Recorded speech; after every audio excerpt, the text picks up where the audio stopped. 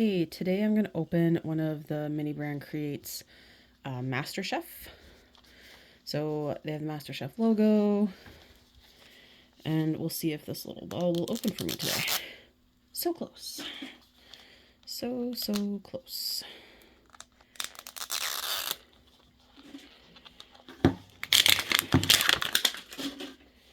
And then... oh, that was perfect. Okay, so these ones are white balls. And there's a bunch of little packages when you crack them open. So we have 4 different packages and another little MasterChef hat, which, I mean, I do think these are adorable. They're great UV lights too. So let's start with this one.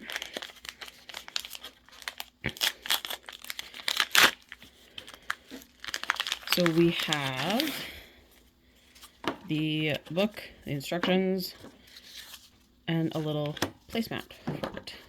So if you've never seen one of these before, these are all the options you can get. So I've seen the ramen one be made. I had the stuffed pork loin myself. I think a lot of the desserts look really cool. The apple pie is the super rare one, so it'd be really cool if we could get that. And I just realized my light's not on, so that's why it's not as bright. There we go. Okay, so first little bag, I see, oh, a pie scooper. If I got the apple pie, that would be hilarious, honestly. Oh, we got cherries. Oh, we got the little cherry cake. So there's the chocolate base. Oh, what else is in here? Oh, our little fork, because of course you have to be able to eat it. So this sounds like the little beautiful display. We got tweezers. We got, oh, look at that plate. That's so pretty. And we have our plate for a little piece, looks like too, and our stand. So there's our stand for when it's all done. So this has to be the resin. So we got chocolate sauce. Oh, we got a few things in here. We got whipped cream. And oh, some little sprinkles. That's adorable. All right. And we got our little nozzle. So, and there's half cherries and whole cherries. That's cool. So I'm actually going to look at the instructions to see what they say. Okay.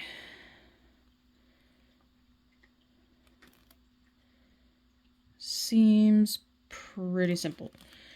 And you do have to do it in stages. So you want to make sure you pay attention to that. It helps it harden so you don't have issues as you're putting on extra pieces. So now I'm guessing they give you a little plate. I have seen some where, okay, so it's in 2 pieces, so you have to make the layer in the middle. I have seen some where people actually cut pieces off to make it look like there's a piece of dessert. So, don't feel like I'm ready for that. So we're going to follow the instructions for the first time and see how that goes. So it even has like the little whipped cream thing on it.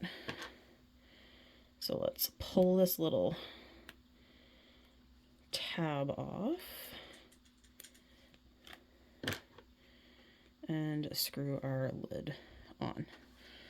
So first you gotta spread it all out, and it looks like that's what they say to do with the fork, to kind of be able to put your cherries on it. So here goes my little fork. I'm just gonna pick it up. It's gonna be a little easier that way.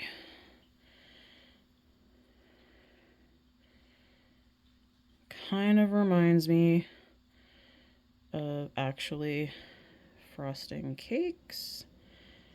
I have been known to do cake decorating in my spare time. Kind of gets to the point you get sick of making cakes for yourself, so I tend to make them for my students now. Alright, so we put the half cherries in.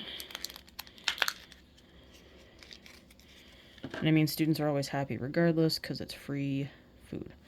So we have to put them with the half facing up. And it looks like you put them all the way around.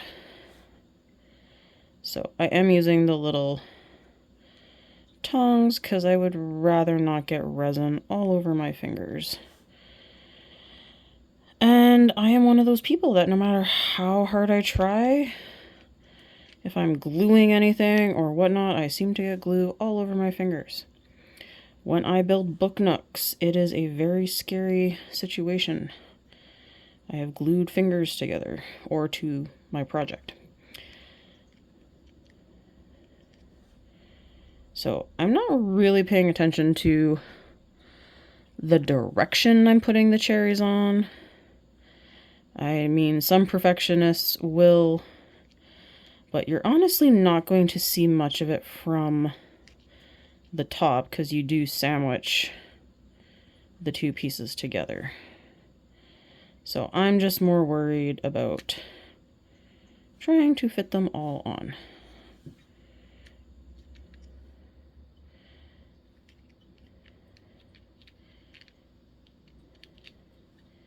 And I mean, if this was MasterChef, they probably would care which way they're going. And if you're like me and are currently watching MasterChef, it is the generational MasterChef. So we had the boomers, Gen X, millennials, and Gen Zs. And it's been quite entertaining to watch. But they're now at the point where they're not split into generations anymore. But the boomers have actually fared pretty well. There's still quite a few. Alright, so that's about as many as I can fit there. So I'm just going to keep the spares. And then it does say to put a big dollop in the middle, and I'm guessing that is to help hold the other piece in. So then I'm going to sandwich these together. And we're going to turn on the little resin light. Put some over there. And since I have two, I'm going to try and help speed up the process. So I don't hold it as long as you should while I'm building it. I do have it sit after the fact to harden further because sometimes it takes up to 15 minutes depending on how thick your resin is and where it's located. And because this one is a giant, looks like a giant Oreo, well, not really a giant Oreo cookie, but an Oreo cookie, it's going to take a little while to set. So I probably don't want to wait that long in the video. But I will set them up after to make sure that they are 100% done. So then I take my wonderful chocolate sauce, and it looks like we're doing like a chocolate ganache pour with it. So you have to spread it out all over the top and have it drip down the sides. So I'm actually going to put it onto the plate now. And so when it drips, it actually looks like it's dripping onto the plate. Okay, little silver tabby. Okay. So we're gonna just start in the middle. Oh, air bubble. Because anytime you do ganache, you should always just pour it all in the middle. And then you try to get natural natural drip. So I'm just gonna clean off my fork the best that I can.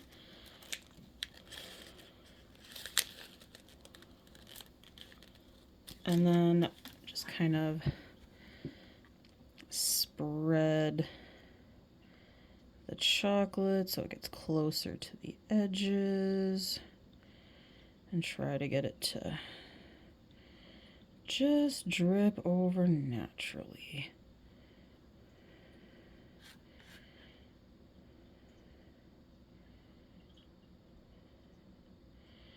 Now, I know a lot of people, drips on cakes are like their least favorite thing to do. And I honestly don't blame them. They're not exactly the easiest thing to get to happen. And I'm just noticing too, the resin is definitely not as flexible as ganache, it seems, in its willingness to flow. So I'm going to see if I can put a bit more on there.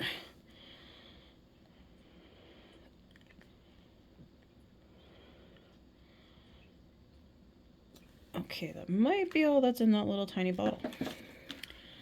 So I do see some drippage going now. So perfect.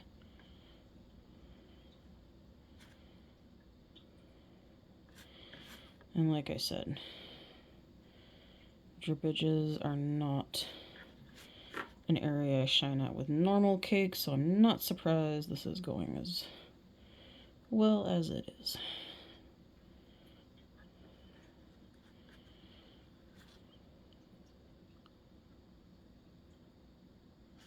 So I'm just going to try and help it drip down a bit. Okay, I think I like how that looks. So then you put on your little tiny, oh, they're little stars. Okay, I'm going to put them on in a little bit of a, because I want to be able to see some of these. So these look really cute. And because you put whipped cream on and then cherries on, it'd be nice to actually see some of these stars.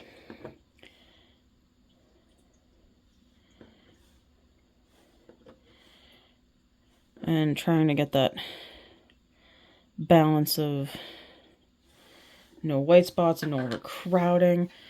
Okay, so then we have to set it.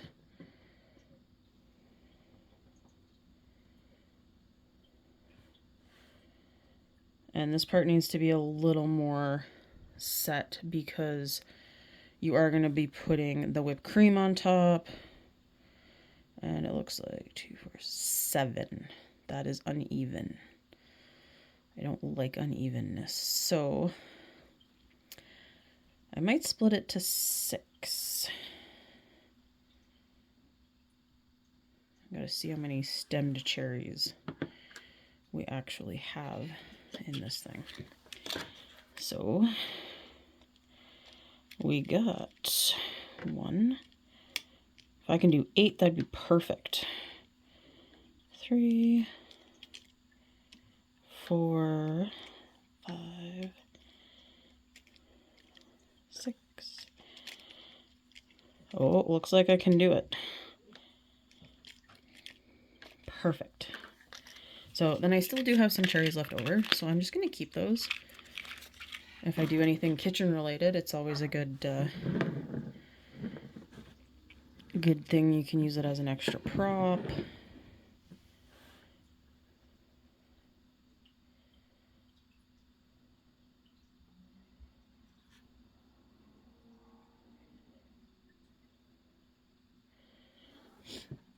Looking at it from the sides, the drips aren't as bad as I thought they would be. So they don't look too bad.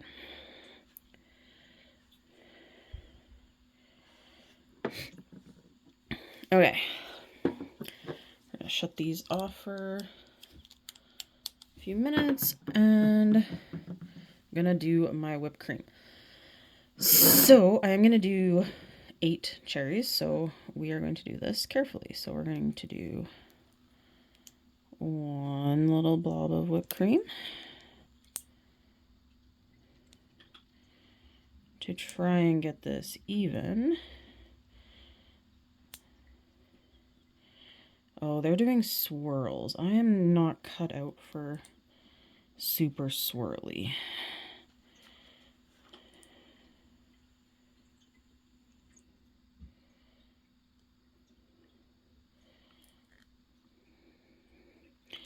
But that is one of the things I do like about the food ones, is that everybody's turns out a little different because there is so much flexibility.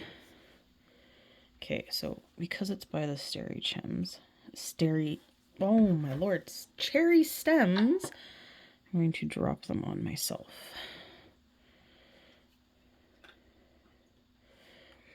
This is honestly one of the favorite things I have when you get cakes, when they have the cherries on them. I think I would like this one better because it has half cherries, whereas when they have like a cherry jam in the middle, I honestly am not a huge fan. And I know some people really like cake and fruit together, but sometimes I just don't feel like it fits. So I do like that I can still see most of the stars. And I'm noticing some of my whipped cream blobs are not perfect, but it could be worse. I was actually really kind of hoping to get this one as well, because it is such a cute little cake.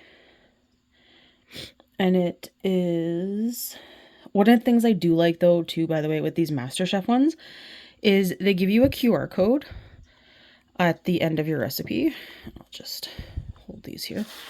So if you actually scan that QR code that you can see on the screen, it takes you to a website where you can actually make the recipes of these little creations. So you can definitely learn how to make it yourself and actually produce a life-size version if you are someone who can cook. So that's all for now. Thanks for watching.